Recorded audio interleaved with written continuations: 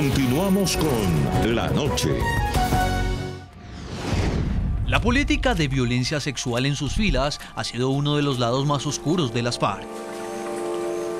Desde la selva han salido múltiples testimonios de cómo era esta práctica descarnada en misericordia contra niños y mujeres. Una de ellas es Lucía, quien cometió lo que dentro de las FARC le llaman un grave error: estar embarazada, una falta que se paga con la vida, pero no precisamente la suya, la de su bebé. Él me lo sacó, me metió un aparato grande, me lo jaló. Y yo vi el bebé, yo lo vi. Cuando desperté ya no estaba el feto ahí al lado donde él me lo había dejado. Cuando yo le dije, ¿y dónde está mi bebé?, dijo, no, tu bebé ya se va por la alcantarilla abajo. Aunque creía que la barbaridad de su primer aborto no podía ser superada, 4 años después sucedió de nuevo.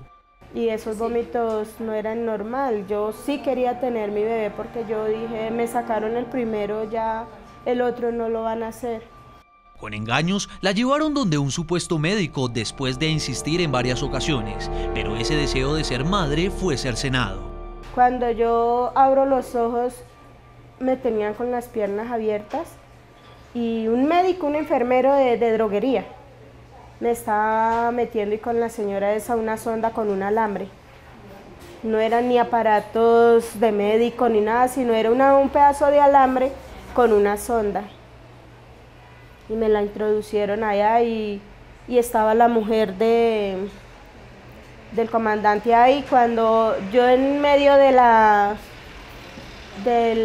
¿cómo le digo yo?, del mareo que tenía, yo a ella la miraba así y yo la madrié. Y ese bebé estaba aferrado porque era que no quería, porque después de que le metieron esa sonda, me dieron el bebedizo, todavía estaba vivo. Todavía estaba vivo, ¿sí ve? El programa La Noche también conoció el testimonio de Margarita, una desmovilizada de las FARC, quien reveló cómo las mujeres eran obligadas a abortar y los crueles métodos utilizados para llevar a cabo esta práctica. No sé, el de la licuadora. Creo que fue uno de los métodos que más se utilizó para poder destrozar realmente el feto y que no quedara nada. No, alguna vez se aplicó unas pastas que llamaban pitocin, 4 se aplicaban por la boca y 4 por la vagina, y eso producía un aborto instantáneo, dependiendo la cantidad de tiempo. Si la persona tenía más de 1 mes, 2 meses, ya tocaba con la licuadora. Representante de la Cámara, Margarita Restrepo, ante este escenario, ¿usted cree que es posible que la Corte Penal Internacional entre a estudiar este tipo de denuncias que hoy hemos querido evidenciar aquí en el programa La Noche? Definitivamente. De hecho, la fiscal de la Corte Penal Internacional en su última visita a Colombia dijo que iba a hacer un seguimiento muy especial a los delitos de lesa humanidad cometidos contra los niños. No podemos desconocer que las últimas sentencias que ha dictado la Corte Penal Internacional han sido todas protegiendo los niños. De hecho, la última que dictó fue en contra de un ex general de la antigua Yugoslavia que por el reclutamiento y abuso sexual de una niña lo condenó a 28 años de cárcel. Entonces pienso que la Corte Penal Internacional se va a pronunciar. Además, no podemos desconocer que Colombia hoy por hoy está incumpliendo 6 acuerdos internacionales a los que está adscrito, desde la Convención de Ginebra hasta el Estatuto de Roma. Entonces, todo esto definitivamente nos va a llevar a que si la justicia colombiana es tan débil y el gobierno nacional va a continuar con una actitud cómplice y benevolente contra los delitos contra los niños, los organismos internacionales van a tener que tomar parte en Colombia. Jefferson, es muy importante tener en cuenta que Colombia es el segundo país con una infancia más maltratada en el mundo. Exprocuradora Ylva Miriam Hoyos, frente a este punto en particular, ¿cuál cree usted que debe ser la sentencia o el fallo de constitucionalidad que debe entregar la Corte Constitucional para que de alguna manera quede claro cuáles son esos crímenes sexuales y que incluso, como lo decía Ginette y lo decía la representante de la Cámara, delitos como el aborto e incluso en muchos casos el reclutamiento forzado también sean contemplados como colaterales o como conexos también a ese delito sexual? Sí, yo estimo que la Corte Constitucional debe hacer una sentencia modulada interpretativa en torno al tema de lo que significan esos delitos sexuales en el marco del conflicto armado, pero también invitar, Jefferson, y esta oportunidad, a todas aquellas víctimas de los delitos sexuales por parte de las FARC que denuncien los casos. Esto va a llegar a la jurisdicción ordinaria antes que a la Corte Penal Internacional y tenemos que confiar en la justicia del Estado colombiano. Por lo tanto, sí es importante que estén documentados los casos, que se pueda confiar en que la Fiscalía y la jurisdicción ordinaria puedan actuar. Y en igual forma tengo que decirlo, que los magistrados de la JEP puedan de una manera directa plantear su responsabilidad en lo que significa la aplicación de esta justicia especial. Todos queremos que no haya impunidad. Si el Estado colombiano no actúa, pues tendrá que actuar la Corte Penal Internacional, y coincido con lo que ha dicho la representante de la Cámara, Margarita Restrepo. Están sentadas las bases porque ya la fiscal de la Corte Penal Internacional lo ha manifestado, no en una, sino en diversas oportunidades, de que este tema de los delitos contra los menores de edad es prioritario en el Estatuto de Roma y será prioritario en la Corte Penal Internacional. Por lo tanto, el Estado debe actuar para garantizar que no haya impunidad en ninguno de los delitos cometidos contra los menores de edad. ¿Y cuál es el panorama? ¿Es posible que realmente el Estado, con las acciones que ha hecho hasta ahora, pueda impedir la acción de la Corte Penal Internacional, o sencillamente ya estamos abocados a la acción de la justicia internacional?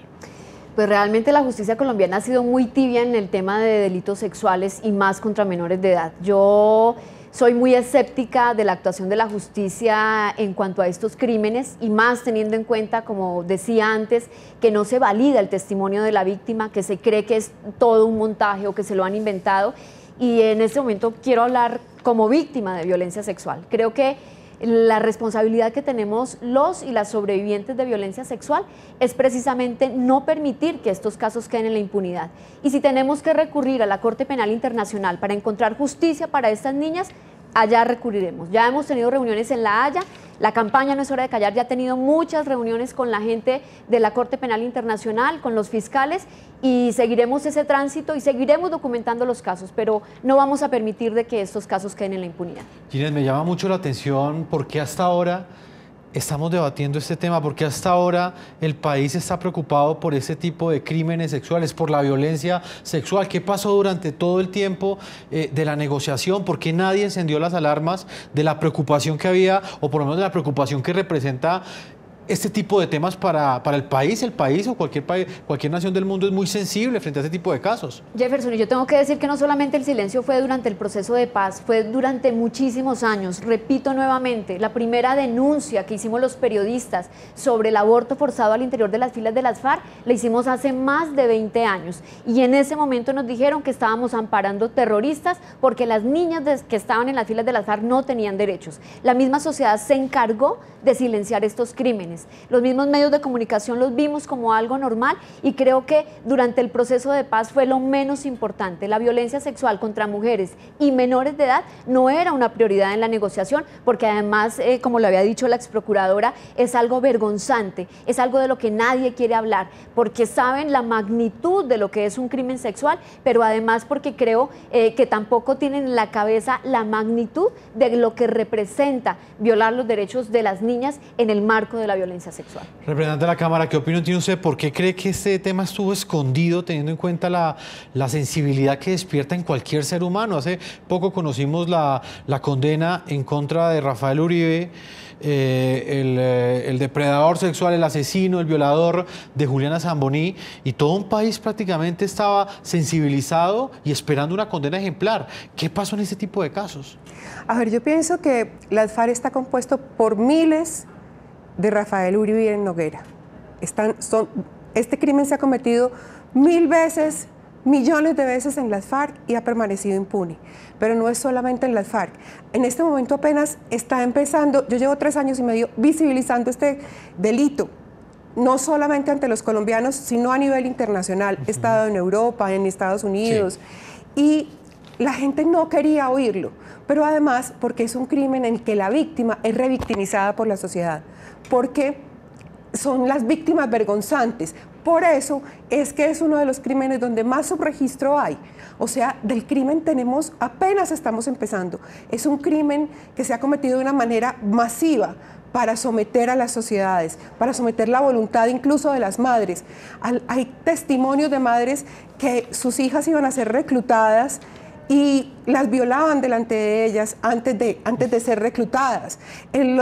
La historia del campesino colombiano ha sido desgarradora, sobre todo de los padres de familia. Entonces es la hora de que unamos nuestras voces y que visibilicemos este crimen, no solamente ante Colombia, sino ante el mundo entero. También aclaro que Colombia es el único país del hemisferio que sufre el delito de reclutamiento de niños, niñas y adolescentes hoy por hoy. Exprocuradora Ylva Miriam Hoyos, ¿usted qué opinión tiene sobre ese tema? Y me parece importante conocer también su opinión porque usted estuvo durante los años que se negoció este acuerdo de paz o que lo negoció el gobierno nacional con las FARC. Usted estuvo como procuradora delegada para la defensa de los derechos de los menores. ¿Por qué hasta este momento se está dando esta discusión que en algún momento tuvo que haberse dado en el pasado cuando precisamente se estaba negociando este acuerdo en La Habana, Cuba?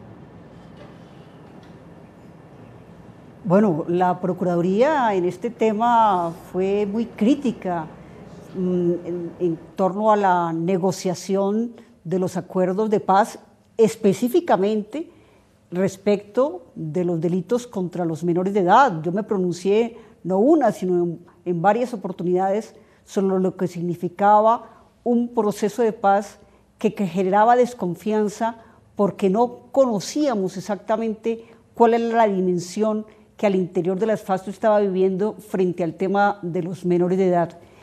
Por lo tanto, sí creo que también ha habido un poco de temor del gobierno nacional, de cobardía de la sociedad, de que el proceso pudiera quedar en alguna forma truncado, porque este es un tema en el que ya mirándolo cara a cara, todo el mundo quiere expresar, y quizá por las últimas decisiones que se han tomado a nivel judicial, un repudio, pero también nos cuesta hablar de los delitos sexuales, nos cuesta hablar que la mujer ha sido objeto sexual, no solamente en el ámbito del conflicto armado, sino en otros escenarios, y creo que es una manera de empezar a reivindicar lo que significa la dignidad humana, la dignidad del niño, y que los futuros procesos de paz, el futuro proceso de paz que se está adelantando con el ELN y lo que significa toda la implementación de este acuerdo de paz, no puede generar una mayor revictimización